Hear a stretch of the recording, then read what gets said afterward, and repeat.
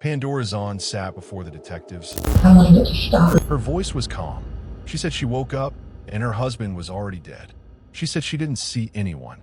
But then she said something else. And that's when I seen the blood on the wall, and I just grabbed a piece of toilet paper and wet it and wiped it off. The detective didn't raise his voice. He simply asked. You were trying to protect Cody. I was trying to protect him. And just like that, the story cracked. This moment taps directly into cognitive leakage, a psychological breakdown that happens when a person lies but can't control what slips through. Pandora believed her story would hold. She believed the lie was simple enough to survive scrutiny. But the pertinent questions are who this demonic woman is, what happened on October the 17th, 2009. Welcome back to my channel. I don't have many followers, but your single comment is a ray of hope for me.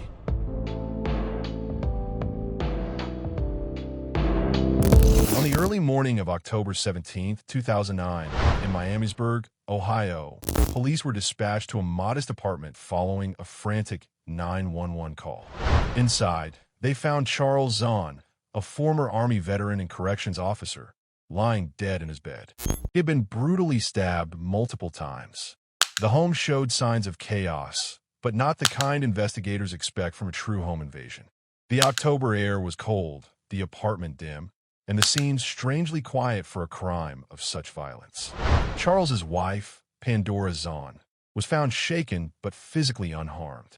She told police that intruders had entered the home while she slept and attacked her husband. She claimed she had been knocked unconscious and only discovered the crime after waking. At first glance, the story seemed plausible, but something felt off. The house showed no forced entry. The timeline didn't align, and Pandora's calm demeanor raised concern. Detectives brought her to interrogation. Today we will look into the psychological aspects of this case.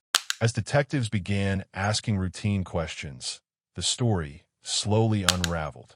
Over hours of questioning, Pandora revealed inconsistencies about the night, her movements, and what she had seen.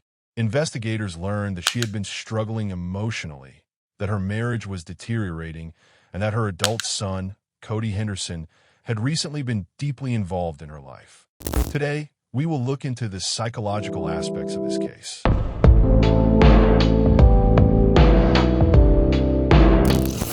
Well, that's good. I'm glad you guys didn't bury anybody else involved here. I mean, it's bad enough you two were involved, but it's good you didn't involve anybody else.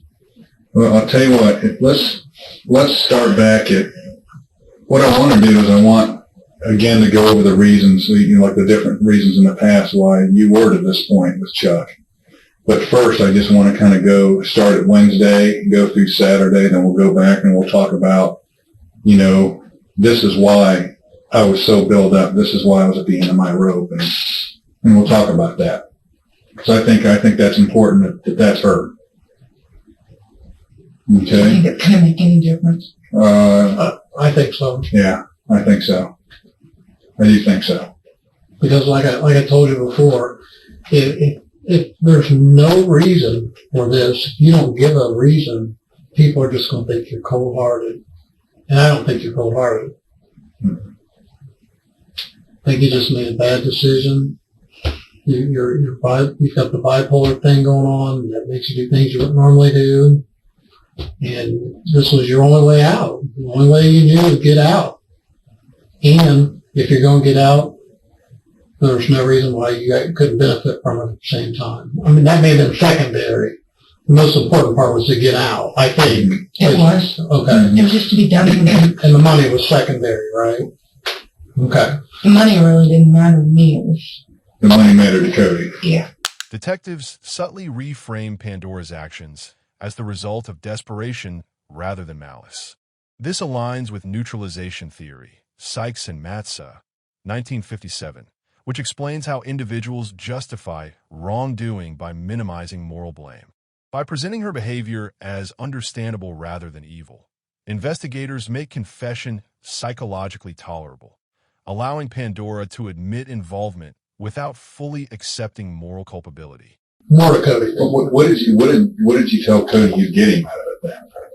He was talking about a car, and I was like, yeah, I'll get you a car, car.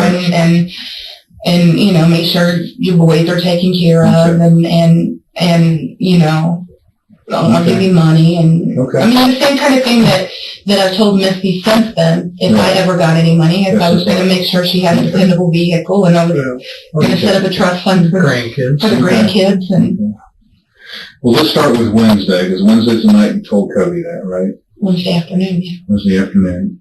Okay. Let's just go straight there, and we'll just make it quick. And yeah, we shouldn't have been here real long. I called Misty. And so Wednesday, what was the conversation Wednesday? We were riding, and you and Cody. Me and Cody.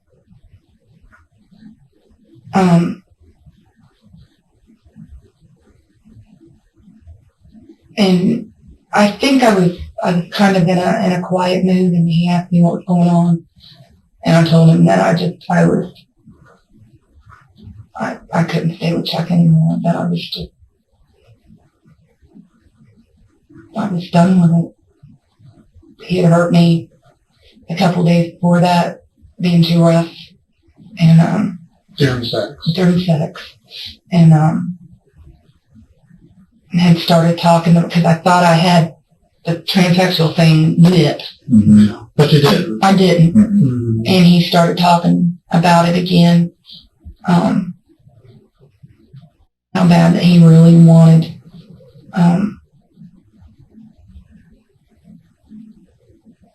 to bring one into the marriage. And I just told Cody, I said, I can't do this anymore.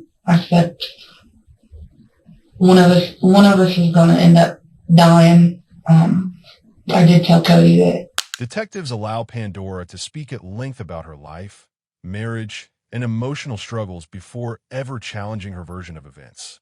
This tactic relies on cognitive load theory, Sweller, 1988, which holds that the more information a person must manage mentally, the harder it becomes to maintain deception. By encouraging excessive storytelling, investigators increase the likelihood of contradictions, memory slips, and unintentional admissions. Pandora's increasingly detailed monologues ultimately create the inconsistencies that undermine her credibility. Which he knew that I hadn't thought about suicide for a long time. And I said, I just don't want to do this anymore. I said, I'm tired of feeling this way.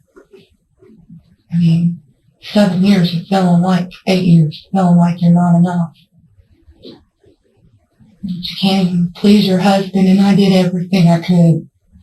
I mean, I get up at him he had to be at work at 4:30. I would get up at him at 3:15 in the morning and pack his lunch and help lay his clothes out and iron his, you know, I would make sure his uniforms was ironed, and I would polish his boots for him. And I mean, I did everything for him. And when he shared that with people he worked with, they were like, why do you treat her like crap? Because they would hear him sometimes on the phone talking to me, some of the guys that why did she put up with you, you know? Yeah. But then he always made everything out to be me. Everything was my fault, you know. Well, if you weren't this way, if you weren't that way, then I wouldn't be doing this, and you wouldn't make me feel like this. And so you told Cody you might be thinking about suicide too? I just told him that I was going to end this one way or another. And, meaning that you were going to kill Chuck, or you going to yourself?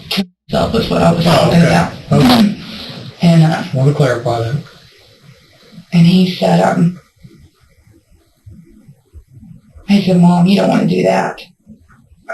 He says, how are you going to live? And I said, well, I'm on disability. You know, if I leave him, I'll be okay. I mean, I'll make sure I'm okay. I was going to get spousal support. I would have got part of his retirement for the years that we were married, just like Darlene did. And I said, you know, I can always get a part-time job. And I said, I'll do what I have to do. And Rather than confronting Pandora with accusations, detectives normalize her feelings of frustration, emotional exhaustion, and despair. This approach draws from effect labeling theory. Lieberman et al., 2007. which shows that when people feel emotionally understood, their psychological defenses weaken. By validating her emotional pain, detectives create an environment where confession feels less like punishment and more like emotional release. Said,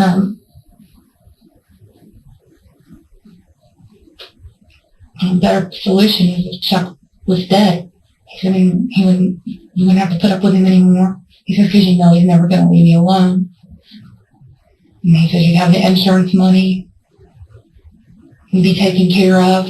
You wouldn't have to worry about things, worry about working. And I said, I know, you're right. That would solve a lot of problems, but I'm still going to make it. I mean, like I said, my counselor and I have been talking about it for a long time.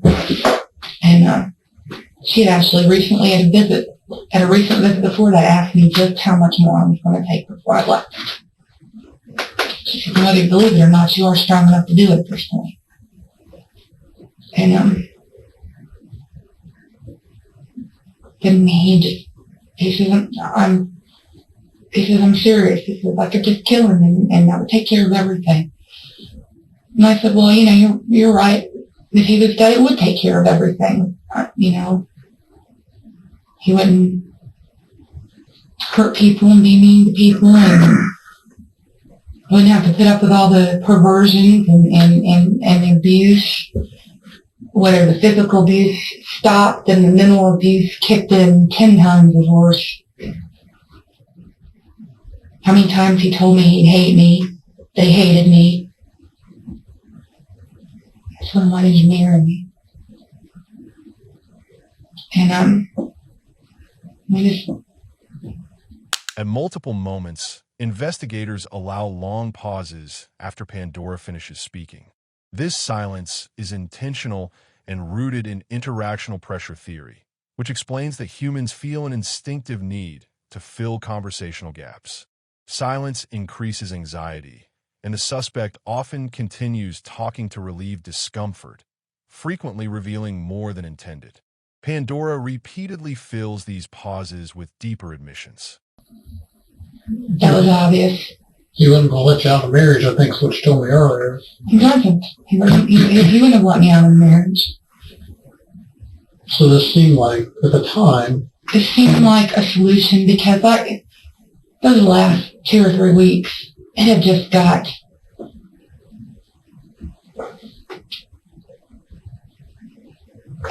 I was miserable. I couldn't wait for him. He went back to work. I couldn't wait for him to leave. I dreaded him coming home. it was the end of your road. Yeah, because it was constantly something. I didn't cook something right. I didn't clean something right. I didn't straighten something right. And I would try to walk away from fights, and oh my gosh, he'd get in my face. He'd grab me. That's how I got some of my bruises. I would try to walk away from him. He was yelling at me, and he would leave bruises on my arms. He left fingerprints on my neck one time. I had to wear turtlenecks for days until it went away. And I know my family was seeing it. And So Cody brought this up. You guys decided that is a good idea. Ended up on the knife, and you're like, that sounds like a good idea. Because of him killing Chuck, you were going to get him a car or something, and you were going to get yourself a house or something like that. Take care of the grandkids. Right, take care of his kids if he did it, and take care of him if he did it. But on your end, you were going to take care of getting yourself a house. And is that accurate? some kind, Okay. some kind of security Okay. and taking care of Chuck's son over in Germany and Okay. pay my parents back. Okay. So that conversation was on Wednesday. Rather than seeking a full confession immediately, detectives guide Pandora through small agreements, acknowledging stress, acknowledging fear, acknowledging resentment. This relies on commitment and consistency theory, Cialdini, 1984, which suggests that once people agree to minor statements, they feel compelled to remain consistent with those positions. Each agreement nudges her closer to admitting intent and participation. And when you're in there, what are you seeing now that you're back how did you get back in the apartment? He come back, told you to come back and help him find the knife? Is that when? Or? He was yelling for me, and I wasn't doing anything when he called me a bitch and told me to get inside. And He wasn't threatening you. He's just mad because you're not coming in, right? Correct? Correct. He wasn't threatening you. He just, bitch, get back in here. He's mad because he's all hyped up. He's doing this, and he needed help finding the knife. He's kind of freaking out. Is that accurate? All right. So you go back in, and you had told me that Chuck was on the floor, and you saw him Cody doing something. He was on the floor in between the bed and the nightstand, and that's when Cody was trying to get me to go get another knife, and I wouldn't, and he stomped Chuck in the head. Okay. Hit him in the head like 2 or 3 times. So he was trying to get you to go get another knife. Yeah, and I wouldn't. I Okay. wasn't moving because I came in, I seen everything, and I just kind of melted on the couch and couldn't move. And at that point, we kind of talked a little bit earlier, at that point, you see a lot of blood, correct? Cody's covered from head to toe. Cody's covered in blood. Chuck is covered in blood. Blood's on your bed, on the floor, on the walls. Cody was originally, the plan was Cody was going to go in, slit his throat, and be done. That was it, right?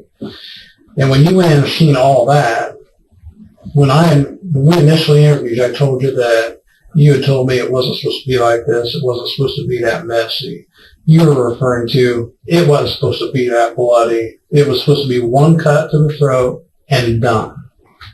Right? Is that right? Right. Okay. Investigators repeatedly returned to specific times, movements, and sequences of events.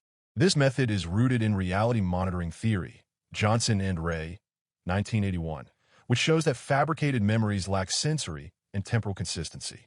By forcing Pandora to revisit details, detectives expose contradictions between what she claims to remember and what logically could have occurred. How many did he take that day? Friday night. I don't know. He took him because we really did have a good day together on that Friday. There was no arguing. It was kind of a rainy, cloudy like day, kind of cool, and we stayed inside and I think we went someplace at one point to a store or something, maybe rented a movie. But he was staying anxious all the time. He was so miserable with his job. So did you call him off sick Thursday and Friday in anticipation of what you and Cody had been planning? It was just because he wanted to be off. He wanted to be off and be missing. You had to be the one to make the phone call. Yeah, he always needed to make the phone call. He never called himself off sick. Well, I know you told me originally, and I think you told us a little tonight, but originally you told us that Friday you called off work. You guys actually had a good day Friday. Mm-hmm. You fixed him his favorite meal Friday night. Remember that? Yeah, I'm trying to think what it was at that point. It was chicken paprika or halushka. It was something from some other country. Yeah, it was probably chicken paprika. You told me you fixed him his favorite meal. Mm-hmm. You guys had sex. Mm-hmm. You guys spent the day together. Mm-hmm. Was that all because you knew what was coming over the weekend? That was him. I mean, He wanted to have sex. And he wanted to have sex, and he was the one that made the day okay. Because usually he would take a day off to spend with me, and we did nothing but fight. And he was just gonna. I didn't know if, since you knew this was coming over the weekend, if you were just trying to make these last day great, No, it just worked out that way. Oh, okay. I mean, it just I let him. He always was the one that led the tone of our time together. Okay. Detectives subtly contrast Pandora's self-image as a caring mother and devoted wife with the actions being described. This tactic exploits cognitive dissonance theory, Festinger, 1957, which holds that psychological discomfort arises when behavior contradicts self-identity.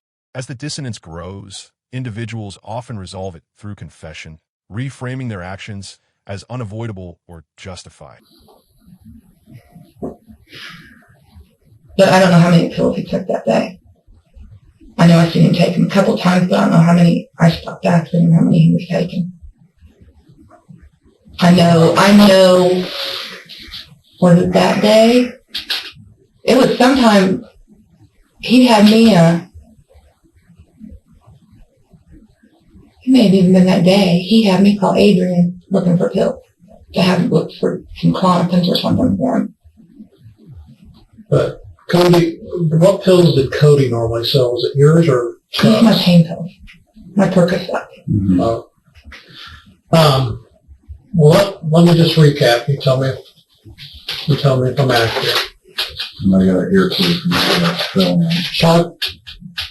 Chuck's was especially bad the last couple of weeks, treating you bad, rough sex, wanting to move a transvestite into your home, because he's meeting all these people online. Mm-hmm. You've had it, you're tired of dealing with it, you're at some point here recently, and you didn't want to tell your therapist that you were being suicidal, thinking suicidal thoughts because of your relationship with Chuck.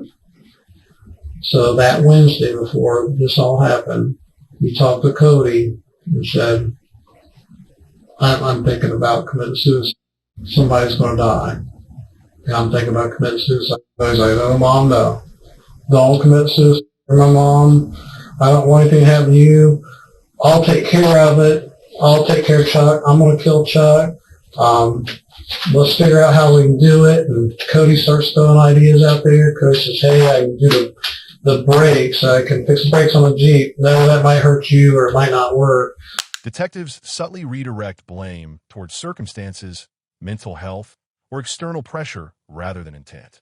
This technique draws on attribution theory, Hyder, 1958, allowing the suspect to confess while preserving a sense of moral self-worth. Pandora repeatedly frames her actions as reactions rather than decisions, a hallmark of this psychological maneuver. I could shoot him. No, it's too loud. Somebody might know here. I'll get a knife and I'll cut his throat. And if we kill him, you'll be free from him. You won't have to put up with him anymore. You'll get Cody, and this is Cody telling you this. You'll get insurance money, and then the two of you start talking about how you can spend the insurance money if you get it. Am I right so far? Yeah, okay. I'll stop looking. All right. I'm just trying to recap. You guys are talking about the insurance money and what will happen when he does it. He's talking about I'll do it this weekend. Then Wednesday rolls into Thursday. Thursday, at some point, you go pick Cody up, take him to the atrium, you drop him off somewhere else. You later pick him up to bring him back to help him work on the Jeep and fix supper for the guys.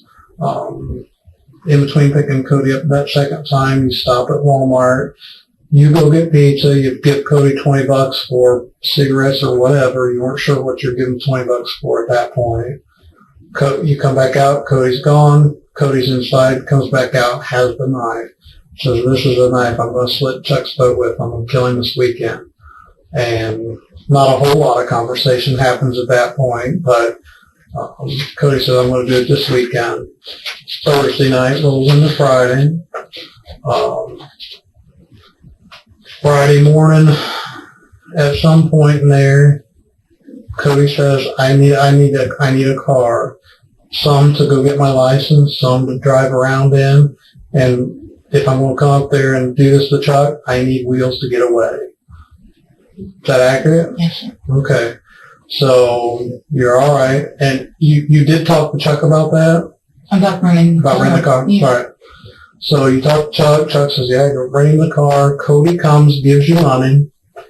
How much money did he give you? I think it was $250. I think that's what the deposit was, and I stopped at the bank. That's what the deposit was. And I got it. I stopped at the bank. By the end of the interrogation, Pandora exhibits signs of emotional depletion, rambling speech, lowered resistance, and emotional surrender. This reflects ego depletion theory, Baumeister et al., 1998, which posits that sustained cognitive and emotional effort weakens self-control. Once depleted, resistance collapses, and truth emerges not through force, but fatigue. And deposited the money into Chuck's account so we could use his And the card. bank you stopped at was the Walmart bank. Mm-hmm. Woodforest. Woodforest. Right. So you deposit the $250 to rent the car. At that point, Cody and Brittany are with you, or Michelle. Cody and Michelle are with you. You guys go from the bank, the bank and Walmart, over to Enterprise Rent-A-Car. Mm-hmm. You rent the car, but you tell Cody you don't want him being seen because But you're not supposed to let anybody else drive the rental car. Right, so they waited around the They corner. waited around the corner at the shopping, or at the movie theater. Or No, right around the corner. Right around the somewhere. corner, like, TJ Maxx. TJ Maxx. Right in front of Okay. TJ Maxx. So they're around the corner, somewhere around the corner there. You take him, give him the rental car, you take the Jeep back, and then he goes on. But renting that car was for multiple reasons. One, for him to get his license. 2, to run around. And 3 is basically a getaway car, for lack of better terms, correct? Correct. All right, and you knew that initially when you rented it for him. Correct. Friday, you tell him, you have like 20-some phone conversations with him. I just kept on trying to convince him that it wasn't a good idea, and that I was. And he says something a little different, but it's a little different. But he's saying you guys talked about it a little more Friday, but you're telling him, I'm not sure if it'll work. I'm not sure if this is a good idea, but you don't tell him don't at this point. Your thing is Chuck's a fighter. It's going to be harder than you think it is. And So- Cody says, I got this, Mom. Right. Detectives repeatedly asked Pandora to retell events in increasing detail, subtly reshaping her account into a chronological narrative. This technique draws from narrative coherence theory, Pennington and Hasty, 1986, which explains that people feel psychological pressure to make their story internally consistent. As Pandora refined her version, inconsistencies became more obvious, forcing her to either correct herself or accept responsibility. The more she narrated, the more she became cognitively committed to the version that implicated her. Okay. So from that point, you and Cody part. I don't think you've seen him after that. Mm-hmm. After you rent the car. Now you know he's coming over the weekend, possibly Friday. That's why you're all nervous, Friday evening. So you don't want, when Cody comes to confront Chuck with a knife, you don't want Cody to get shot. Right. So you take the knife or the gun out of the drawer, the nightstand drawer where Chuck keeps it, and you hide it in the toy box over by the window. Is that right? Yes. All right. And then you're nervous, you're not sure he's coming, you're not sure when he's coming, but then sometime Friday night, Saturday morning, early Saturday morning, you knock, tap at the window, hey Mom, I'm out here. You open the door, let Cody in. Back up. At some point Friday, I think you said he got a gloves from your house. It was Thursday when he was there working on the job. I seen him stick some gloves in his pocket. Okay, so Thursday he got the gloves from the apartment. So Saturday morning, knocks on the window, Mom, I'm here. Tells you, step out if you don't want to be part of that. You step out, open the door, let him in. He comes in. It's worse than you could imagine because Chuck is fighting. It didn't work, stabbing him once like Cody said he would do. So it's much worse than, it wasn't supposed to be like this. It wasn't supposed to be this messy. That comment you made to us was accurate. It wasn't supposed to be this messy. It wasn't supposed to happen like this. You come back in, you see Cody kicking Chuck. Cody's tells you to help him find a knife at some point. You try to help him find a knife, but at that point, he finds it, right? Mm-hmm. He tells you to go get another knife before he found his knife. You said no, you're on the couch. You close your eyes. At some point, Chuck's trying to get back up on the bed. Rather than confronting Pandora aggressively, investigators maintained a calm, structured tone, allowing her to speak freely without interruption. This reflects containment theory, buy-in, 1962, which holds that individuals under emotional stress become more compliant when they feel emotionally held rather than attacked. By never escalating, detectives prevented her from retreating into silence or legal defensiveness. Cody goes and gets a knife, another knife from the kitchen, right? We didn't look for the knife until after Chuck was dead. Oh, okay. I'm sorry. So Cody gets another knife, finishes what he's doing, tells you to help him find a knife. You guys help look for the knife, but Cody found it. At some point, somebody cleaned the knife off.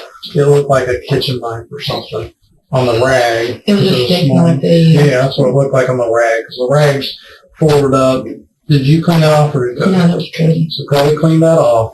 He took the knife with him, right? Correct. He brings you out a bag. You hold the bag open. He's putting laptops in it, asks you where the gun's at. You tell him it's in the toy box. He goes and gets it, puts it in the bag. He said, Mom, I've cut myself.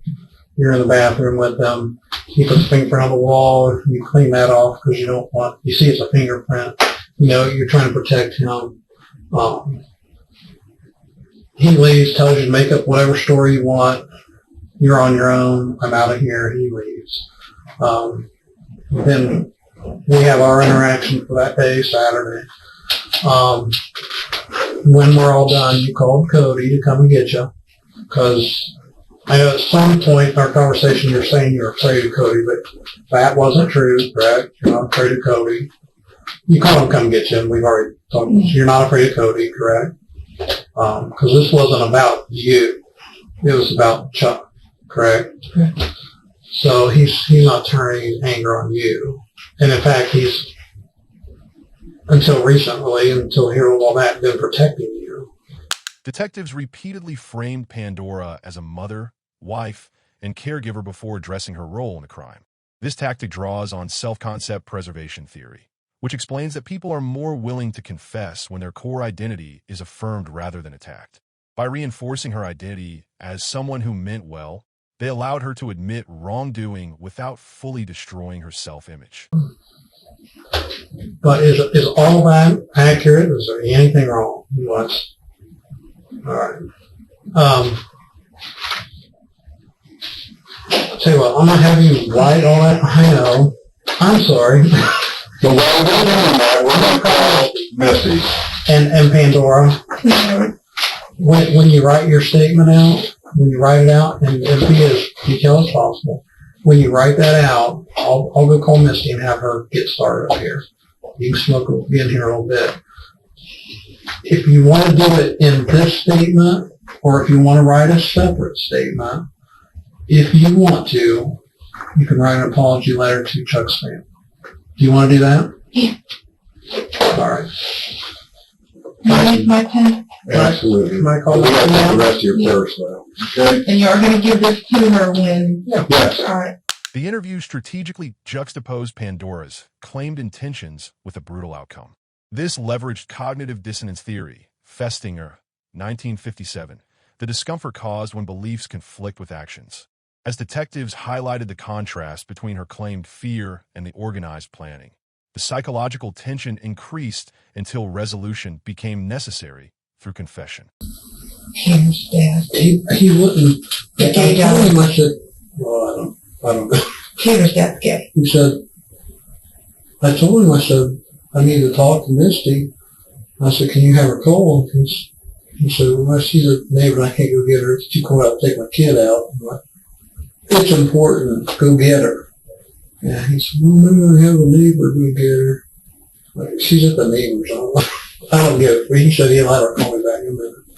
Would you try Paula if she doesn't come back in the next... They just live across the street. The neighbor just lives across the street. She should have called you back from there. Sam's it. Okay. So she's not with, what's his name, Eric? Is that her other boyfriend, Eric? They got married February 24th. Dumbass. He left her a month ago for a 17-year-old. That's Bella's dad. Tanner's dad hasn't been a part of his life for the last 2 years. Been living in Oklahoma with a guy and just been up here a couple weeks. I'll call Paul from here now. Detectives repeatedly validated her emotions without validating her actions, a method rooted in Rogerian client-centered theory, Rogers, 1951. This allowed Pandora to feel heard while still being held accountable.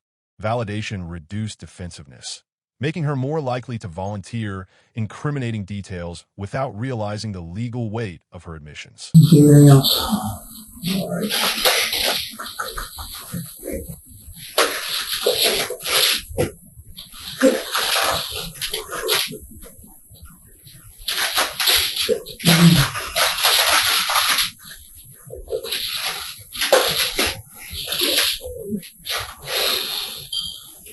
I know I need to sign on it, I believe. I also want you to Q's are the questions I ask, A's are the answer.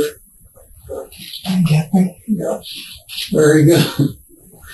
But I also want you, I just don't want you to initial them. I want you to read them, make sure that I didn't write anything else besides what you told me. All right. I know you trust me, but I still want you to read it, just a formality. Is that all right? It's your letter, right? I know, but Yeah, no, the letter is a personal thing for you to them, and I think it's just fine.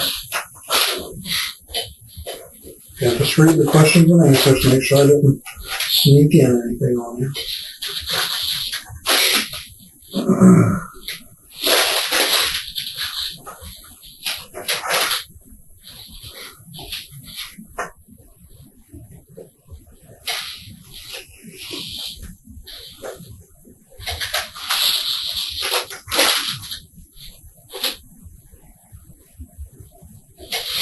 are you going to be seeing Cody?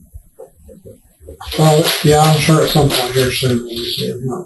You told me that I finally told the truth. And I love him and I'm sorry. So well. Yeah, because that's one thing, Pandora, that I have.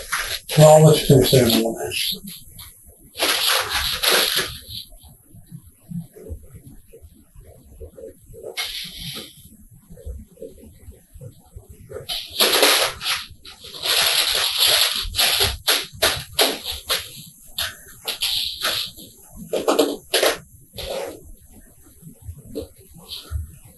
That's one thing I had a just burning question about that. I know you guys planned this together and By continuously referencing timelines, detectives used temporal anchoring theory, which limits a suspect's ability to psychologically distance themselves from the act. When events are anchored to specific times, choices feel intentional rather than accidental. This stripped Pandora of the ability to reframe the murder as impulsive or uncontrollable. Cody ended up getting caught. I mean, you helped us catch him. And you were protecting Cody from the beginning because, you didn't want him caught initially because this way you made up the story of 911. Yeah, but then because he had the gun and I was afraid that if you guys went after him, he would use the gun and somebody else would get hurt. Yeah, I'm really glad you did that. Well, I guess our question was, you kind of threw him under the bus after you protected him. I was unsure why you did that. You said, I didn't have anything to do with it. It's all Cody after you protected him. How come you did that? Because after it happened and all the blood and I was having regrets, I was just, I don't know, I guess a part of me was angry that he actually showed up. Yeah, I was feeling guilty, I wondered, Ed. Trying to protect yourself a little bit after that. Yeah. I tell you what, the guilt ate me up. Ate me up. I figured it would be because, if you cared about Cody at all, you had to be worried that, man, I just threw him under the bus and he's in jail and I'm out here scot-free. Although you knew you weren't scot-free. You knew it was just a matter of time, right? Before being something, yeah. And I think just recently, I accepted the fact that it wasn't going to be something minor, I've always felt that eventually,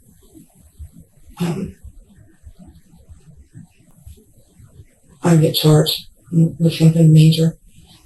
And it's taken me until recently that I've just kind of come to peace with that. As the interview extended, Pandora showed signs of cognitive and emotional depletion. This reflects decision fatigue theory, Baumeister et al., 1998, where prolonged mental strain reduces resistance and increases compliance. Importantly, detectives did not exploit fatigue through pressure. They simply waited until resistance naturally collapsed. Well, what you and Cody did was major. That's why you're in major trouble. I know. like I said a while ago, this is not a driving under suspension or something like that. It's serious.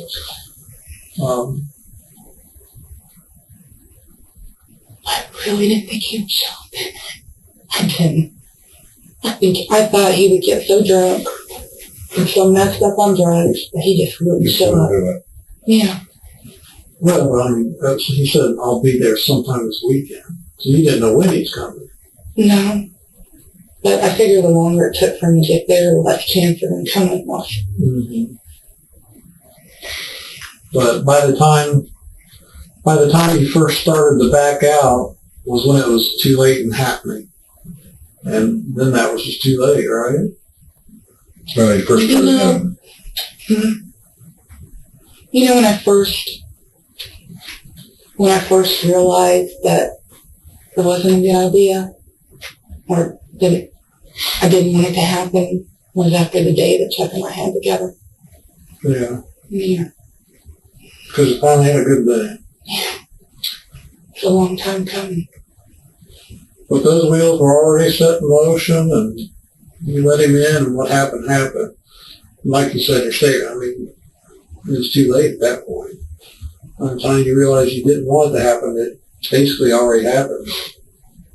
The point I realized Friday night that I didn't want it to happen, I didn't know how to stop it at that point. Mm-hmm. You know, Chuck was right there. It's not like I could just go on the phone and call Cody and say, don't.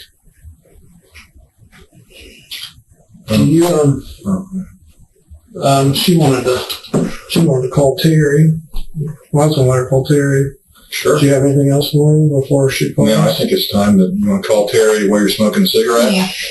Okay, let's do that. You want to This needs to go.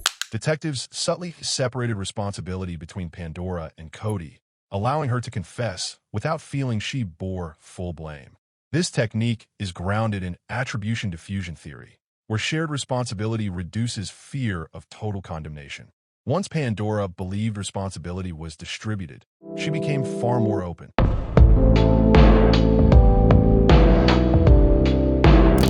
The interrogation successfully transformed Pandora from a guarded witness into a legally vulnerable suspect through methodical psychological pressure rather than coercion. By allowing her to narrate events in detail, detectives secured multiple admissions establishing premeditation, knowledge, and facilitation, all critical elements for conspiracy and murder charges. Her own statements confirmed motive, planning, evidence concealment, and post-crime behavior, eliminating any plausible self-defense claim. From a legal standpoint, the detectives preserved admissibility by avoiding threats or promises, ensuring her Miranda waiver remained valid. The result was a confession built on her own words, creating a cohesive evidentiary chain that directly supported conviction without reliance on circumstantial evidence alone.